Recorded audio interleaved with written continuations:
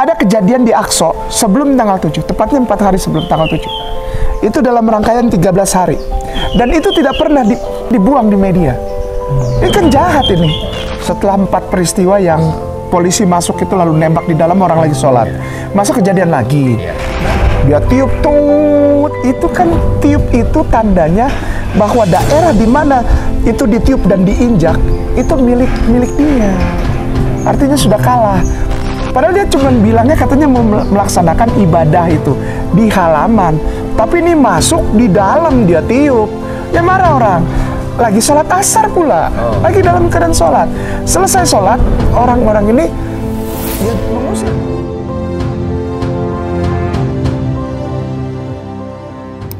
Assalamualaikum warahmatullahi wabarakatuh. Waalaikumsalam warahmatullahi wabarakatuh. Alhamdulillahirabbil alamin. Allahumma shalli ala nabiyyina Muhammad wa ala alihi wa ashabihi ajmain. Alhamdulillah, pagi yang indah karena ditemani suara burung dan bersama Ustadz Kainama. Selamat datang di Kota Malang. Ini masjid sebagaimana biasa kita ada di depan Masjid Nurul Iman. Dan kita stand up podcast di sini. Banyak orang komplain kenapa tidak duduk. Alasannya agar kita lebih bersemangat daripada pendeta. Karena para pendeta itu kalau ceramah berkhutbah berdiri ya. Sampai berjam-jam berdiri. Maka dari itu para pendakwah dari Islam, siapapun dai-dai Islam itu harus lebih bersemangat, lebih maju daripada para pendeta. Barakallah, insyaallah. Baik, saya mulai dari satu hal. Ini tema kita adalah, yakni ini. Ada satu video yang cukup membuat saya menangis. Sebentar. Ini adalah seseorang, saya kurang tahu di mana, di negara mana. Dia ditunjukkan pertanyaan, rumah sakit terbesar di Palestina di mana? Kata beliau, rumah sakit terbesar adalah di rumah sakit Indonesia. Rumah sakit Indonesia di Palestina. Mohon maaf, ini orang tua ini yang ditanya adalah orang Palestina. Orang Palestina dia warga Palestina. Kemudian dia ditunjukkan bendera merah putih ke orang tua ini, orang sepuh ini, orang Palestina ini. Tunjukkan bendera merah putih, dikasih korek, suruh bakar. Jadi kalau mau membakar bendera Indonesia, maka dia dapat hadiah $100. Nah ini, dia mikir dia. Terus kemudian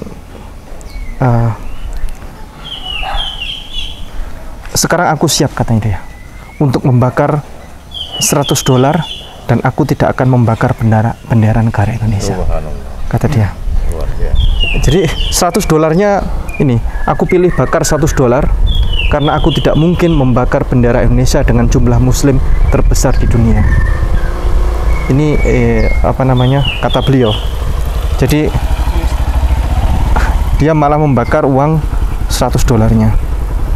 Nah, Islam, orang Indonesia dan Palestina adalah bersaudara. Antara APUS dan Indonesia ada hubungan yang erat ya. Kami yakin bahwa negara Islam akan terus berdiri untuk Palestina. Orang Indonesia akan berdiri terus untuk Palestina. Nah, malah dia dapat uang $100 yang warga Palestina orang tadi. Baik, ini menyangkut, bicara tentang Palestina adalah menyangkut tentang tanggal 7 Oktober tahun 2023. Itu tidak pernah lepas sampai sekarang. Masih terus diingat oleh siapapun. Banyak sekali komentar-komentar di internet bahwa mereka menganggap, mereka mendukung Israel dan menganggap bahwa Palestina yang salah. Kenapa nyerang duluan gitu? Nah itu bagaimana ini? Ini Hamas ini menyerang duluan. Dan ini adalah kesalahan yang memang Palestina itu layak dihukum oleh Israel.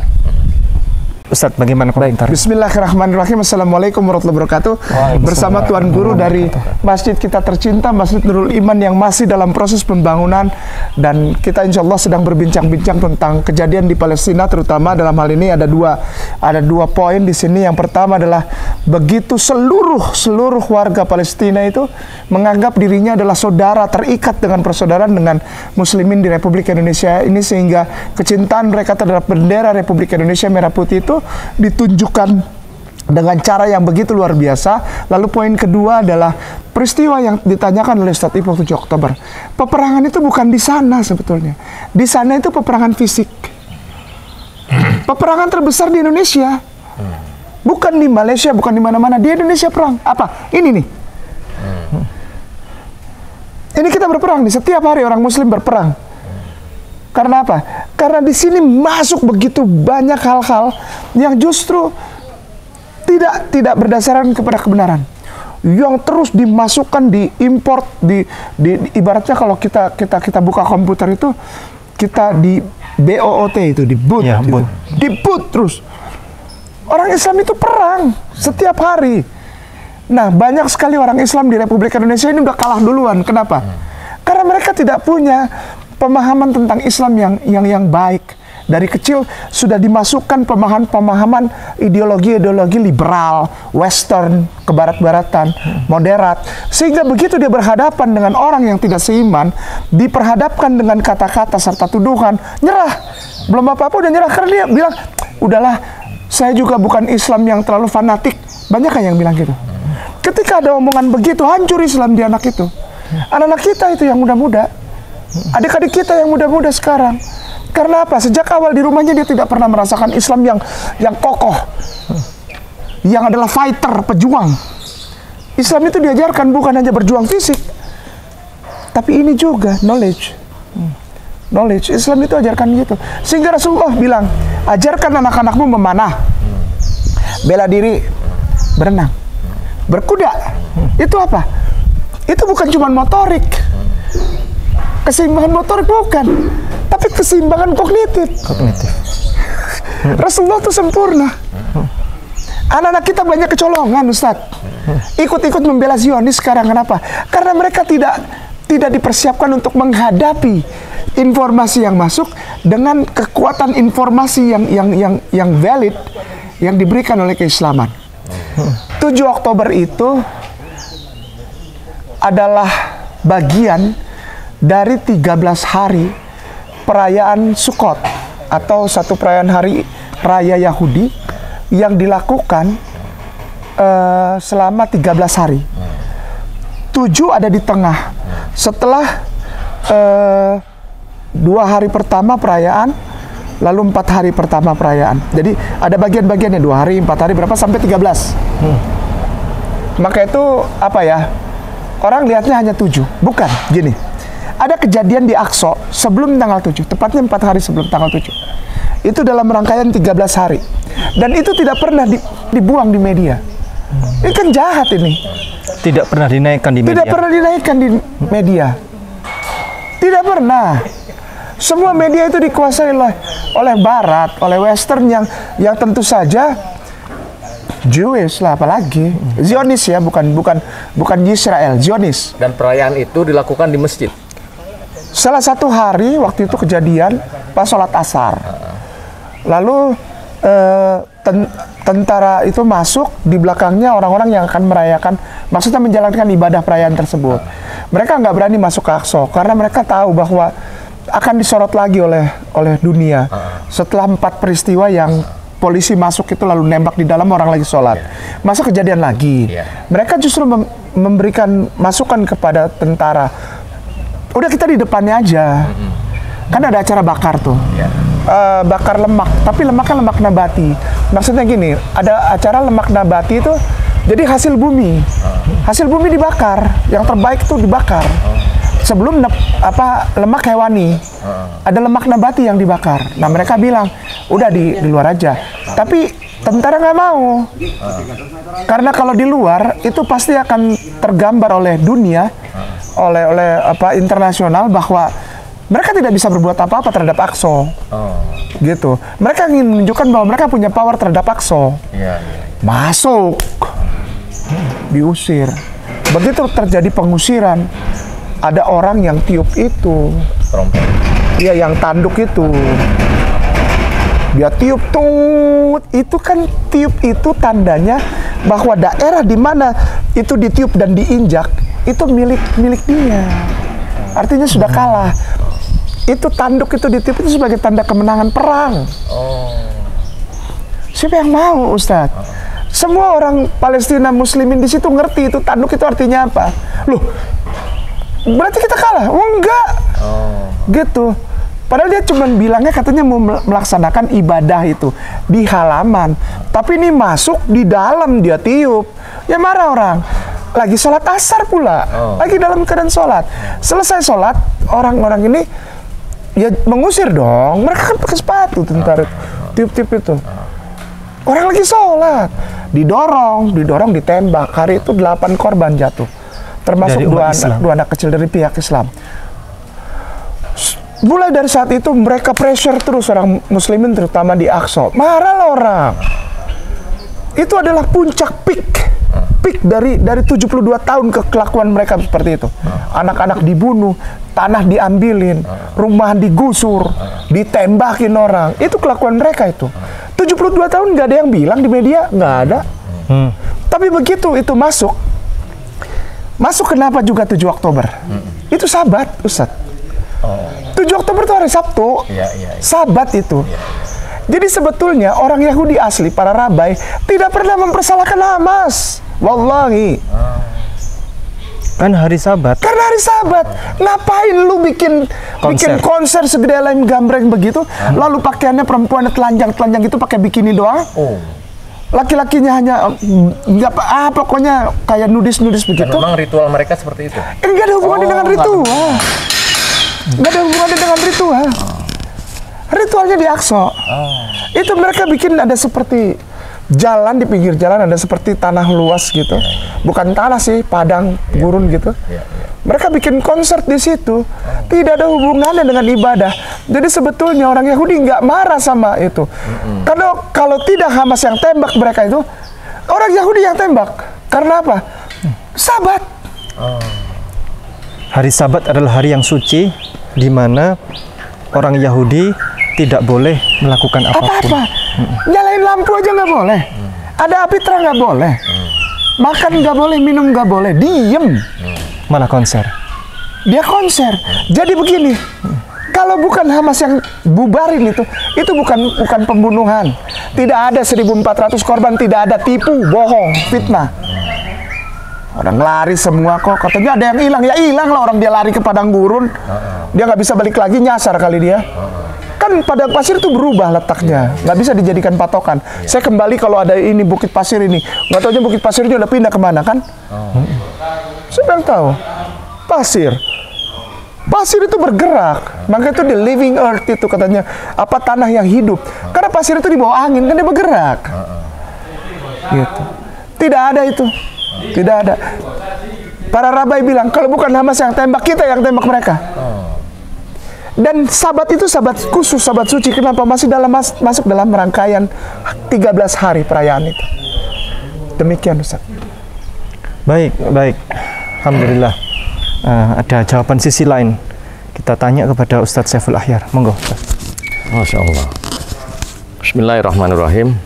Jadi memang bukan hanya mereka yang non-muslim, tapi juga ada di antara saudara-saudara kita yang muslim yang berkata bahwa Hamas melakukan tindakan serangan tanggal 7 Oktober itu di luar perhitungan. Ada pernyataan seperti itu. Atau pernyataan ini sudah pernyataan dari berbagai kalangan. Gitu ya.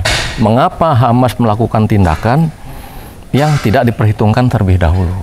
Karena pada beberapa saat setelah Hamas melakukan penyerangan, warga sipil di Gaza juga jadi korban, kena bom mobil, gitu ya, roket jatuh di mobil. Tapi apa yang terjadi? Memang seakan-akan tindakan Hamas tidak seperti seolah-olah menutup mata. Tapi apa yang terjadi saat ini, seluruh dunia membuka mata.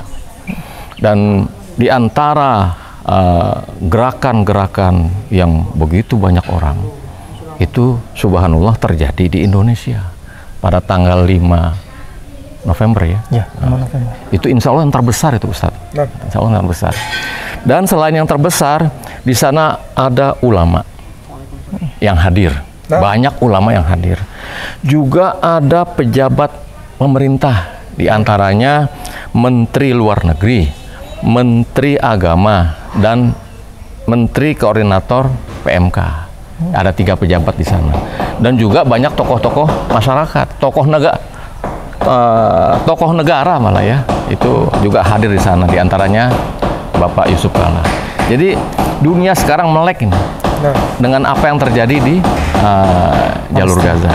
Saya kira mungkin singkat seperti itu karena waktu kita sangat sedikit dan lebih bagus mendapat informasi dari Ustadz Kainama. Oh ya, baik. Ustadz Ki ada penutup, ada closing? Baik. Ya. Ustadz, syukran kasiran masukannya, ya membuka mata semua. Peristiwa itu membuka mata atas kekejaman yang terjadi selama lebih dari 7 dekade. Membuka mata dunia bahwa terjadi seperti hampir mendekati genosida untuk satu kaum selama 70 tahun lebih, begitu ya. Sebagai kata penutup atau closing statement dari Kainama, kepada saudaraku terutama sayangku, keluargaku muslimin wal muslimah rahimakumullah di Republik Indonesia yang disayang dan diberkahi Allah, berhenti menyakiti hati Islam. Maksudnya begini, Anda dengan informasi yang sangat terbatas berani-beraninya mendukung Zionis. Stop melakukan hal kebodohan. Mendukung Zionis itu kebodohan. Bahkan para rabai sendiri tidak mendukung Zionis.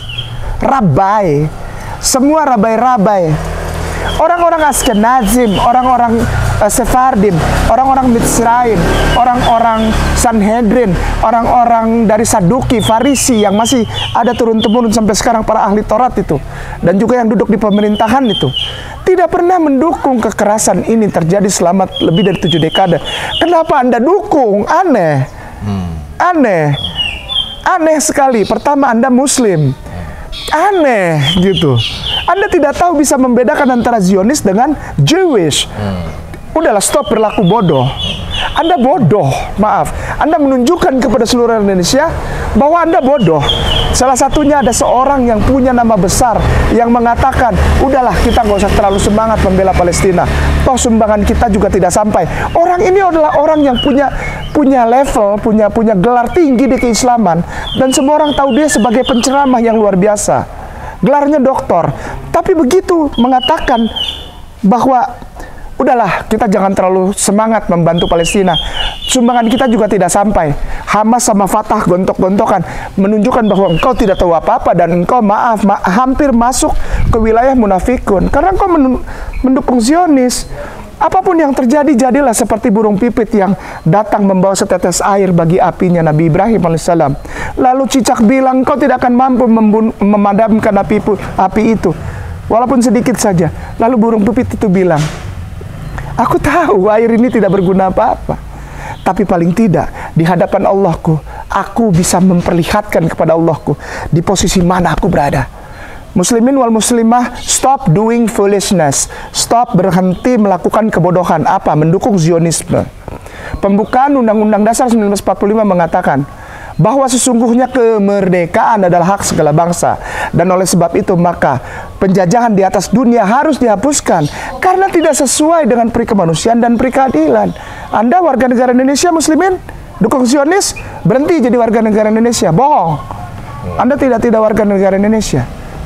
Ibu Menteri kita luar negeri, Ibu Retno, berteriak di Dewan Keamanan PBB pada tanggal 24 Oktober 2023 bahwa orang-orang Zionis ini, pemerintahan Israel yang belum ini, pemerintahan Israel ini, dia bilang adalah melakukan kejahatan humanitarian.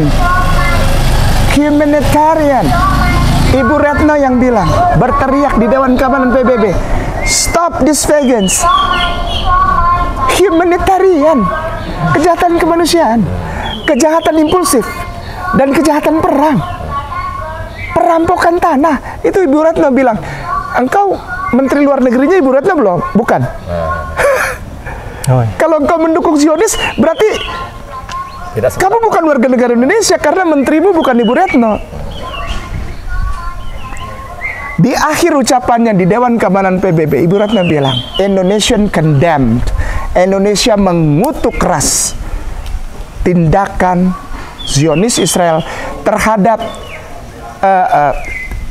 warga civilians, orang-orang warga sipil yang telah dibunuh. Itu menterimu bukan? Kalau itu menterimu, ya udah ikut. Kita kan warga yang patuh. Bapak Presiden datang ke forum terbesar organisasi Islam, OKI. Lalu beliau, Bapak Presiden Jokowi bilang, stop, dan aku akan berdiri di depan sebagai pemimpin Republik Indonesia bersama 6 negara lainnya untuk mengemukakan kepada negara-negara Uni Eropa apa? Hentikan dukungan terhadap Zionis Israel karena mereka melakukan kekejaman perang. Ditulis itu, ditulis, dan tulisan itu bisa dilihat di webnya Setkap, Sekretariat Kabinet. Ditulis itu. 2 hari kemudian Bapak Presiden Jokowi datang menemui Joe Biden untuk meminta, tekan dong. Anda kan tahu ini kejahatan perang. Anda yang di Indonesia terus dukung Zionis Israel. Maaf, Anda warga negara Indonesia? Anda warga negara Indonesia bukan? Anda berontak terhadap presiden dan menteri. Stop lakukan kebodohan. Yang kedua dan yang terakhir, peristiwa Palestina dan peristiwa 7 Oktober, seperti yang dikatakan Ustaz Saiful tadi, membuka mata dunia bahwa selama ini, termasuk umat Islam dimanapun, dibodohi oleh media. Karena raksasa media itu milik orang Zionis Yahudi. Ditutup semua kebenaran ini. Bahwa sebetulnya kebenaran hanya bersumber dari satu tempat. Islam, rahmatan lil alamin. Barakallah. Baik, sebagai penutup, ada satu cerita, yakni tahun 1948 ada sebuah rumah itu luasnya 300 meter persegi. Kemudian ada terasnya kurang lebih luasnya cuma 30 meter persegi. Terasnya kecil, rumahnya ukuran 300 meter persegi. Kemudian ada orang tiba-tiba ketuk-ketuk pintu rumah. Kemudian si pemilik rumah keluar, ada apa Pak? Saya mulai hari ini pemilik rumah ini. Anda keluar dari rumah ini atau tidur di teras? Akhirnya si pemilik rumah itu kaget, nggak bisa melawan, silakan keluar atau saya tembak. Akhirnya pemilik rumah keluar dan akhirnya tidur di teras. Sesekali keluar atau sesekali tidur di teras. Melakukan perlawanan tidak bisa. Kemudian suatu ketika tahun 2023 tanggal 7 Oktober ya, tanggal 7 Oktober, si pemilik rumah ini sedang berpesta di dalam, bernyanyi-nyanyi. Kemudian si orang yang tidur di teras tadi itu, yang pemilik asli rumah tadi, yang luasnya hanya 30 meter, yang hanya luasnya 30 meter persegi itu, akhirnya datang masuk ke dalam rumah, silakan keluar dari rumah ini. Ya. Dan si yang bernyanyi-nyanyi, yang sedang berpesta di dalam rumah tadi, teriak-teriak kepada temannya, telepon temannya semuanya. Ya. Saya sedang dianiaya. Saya sedang tolong saya sedang dianiaya. Saya tidak siap, dan seterusnya. Demikian, terima kasih. Barakallahu fikum. Barakallah. Assalamualaikum warahmatullahi wabarakatuh. Waalaikumsalam warahmatullahi wabarakatuh.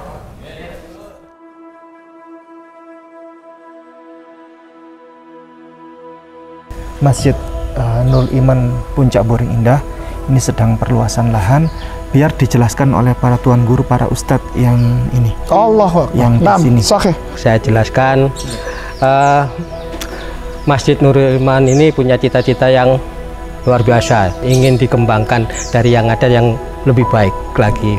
Maka dengan kondisi lahan yang sedemikian ini, kita ingin mengembangkan lagi lebih luas, karena ini juga sudah tidak mencukupi lah, sekitar 200 jamaah sampai 250 sudah mencukupi. Maka kita berpikiran lebih representatif lagi, kita maunya mengadakan tambahan lahan di sebelah utara masjid ini. Kurang lebih lahannya 1.541 meter persegi. Ini adalah lahannya, lahan yang akan menjadi lahan perluasan. Luas kurang lebih berapa? 1.541. Perluasannya 1.541. Kebutuhan dananya pinten? Kebutuhan dananya sekitar 1,6 dan kami baru membayar kurang lebih 625-an juta. Allah, masih kurang banyak. Masih banyak. Masih kurang banyak, tapi itu sedikit. Masih banyak kesempatan untuk Ya. kita semua Alhamdulillah. meraih ladang amal. Amin, amin ya Allah. Itu banyak, tetapi kalau sama Allah diberikan pertolongan itu sedikit. Insya Allah. Amin, amin, amin, amin. Dimanapun Anda berada, walaupun Anda tidak berada di wilayah Jawa Timur, Malang, atau di Pulau Jawa bahkan, mungkin Anda ada di luar negeri, mungkin Anda ada di kota-kota lain di seluruh Indonesia. Anda sedang diundang untuk menikmati berkah. Anda terima? Mari bergabung bersama kami dengan para tuan guru kita di Malang, di Puncak Buring. Ketika ada tempat didirikan dan setiap orang yang datang ke tempat itu menaruh kepalanya di atas tanah sambil berseru Subhana rabbiyal a'la wa bihamdi, maka Anda pun ada di situ. Dan malaikat Allah insya Allah memperhitungkan setiap orang yang bahkan tidak ada di sekeliling orang itu yang sedang bersujud di tempat ini. Saudaraku muslimin wal muslimah rahimakumullah, mari kita ada di pesta ini. Pesta apa? Pesta berkah dari Allah yang bahkan ketika kita mati masih berjalan terus sebagai amal jariah. Saudaraku, demikian Allah sayang, Allah berkahi. Di sini kami menawarkan paket-paket untuk para donatur atau para dermawan yang berkenan. Ada paket yang bernama yaitu paket Abdurrahman bin Auf, atau paket Zubair, atau paket muslimin Rp100.000, atau di bawah itu kami juga masih menerima. Kami dengan senang dan berbangga hati, berapapun yang disampaikan kami akan tampung dan kami wujudkan untuk tanah perluasan Masjid Nurul Amin ini. Rekening kami adalah di Bank Syariah Indonesia dengan nomor rekening sekian, yaitu 664 000 1230, dan kontak person juga di sini kami juga jelaskan Atas nama sinten? Atas nama Yayasan Nurul Iman Al Kamil. Langsung ke yayasan kami, bukan nama pribadi tapi ke yayasan panitia. Mungkin info jelas atau transfer atau pengiriman dan lain-lain ada nama di sini, yaitu pertama Pak Haji Cahyo, terus saya sendiri Muhammad Mansur, Pak Haji Edi, Pak Haji Muhammad Iqbal, Pak Haji Saiful Ahyar. Baik, alhamdulillah perjalanan kali ini kita akhiri. Jazakumullah khairan katsira. Assalamualaikum warahmatullahi wabarakatuh. Waalaikumsalam warahmatullahi wabarakatuh.